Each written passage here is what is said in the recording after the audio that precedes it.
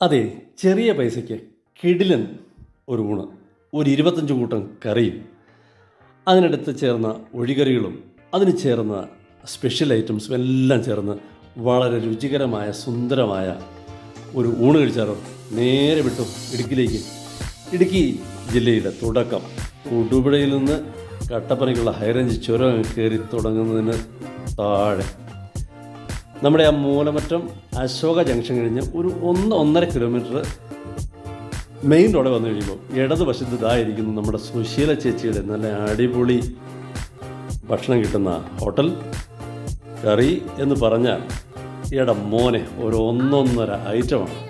അവിയലും കാളനും തോരനും മെഴുക്ക് പുരട്ടിയും മീൻ ചമ്മന്തിയും ചിക്കൻ പുരട്ടും ബീഫ് തോരനും പിന്നെ സ്പെഷ്യൽ കൊഴുവ വറുത്തതും എല്ലാം ചേർന്ന് അടിപൊളിയായ 25 കൂട്ടം ഐറ്റം കറി ചേർന്ന ഒപ്പം പപ്പടവും പായസവും എല്ലാം ചേർത്ത് ഒരു സുന്ദര സദ്യ കഴിക്കണമെങ്കിൽ നേരെ വിട്ടു ഇടുക്കിയിലേക്ക്. ചെറിയ പൈസയ്ക്ക് നമ്മുടെ സുശീല ചേച്ചിയുടെ കട, അത് ഇടുക്കിയിലെ മൂലമറ്റത്താണ്. ഞാൻ കഴിച്ചു കഴിഞ്ഞ ദിവസം.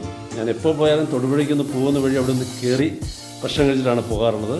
ആ രുചി നാവിൽ നിന്ന് പോകണമെങ്കിൽ മോനെ ഒരു 1-1.5 ഐറ്റമാണ് സുശീല ചേച്ചിയുടെ ആ സ്പെഷ്യൽ ഊണ് കഴിക്കാൻ എല്ലാവരെയും ഞാൻ റെക്കമെൻഡ് ചെയ്യുകയാണ്.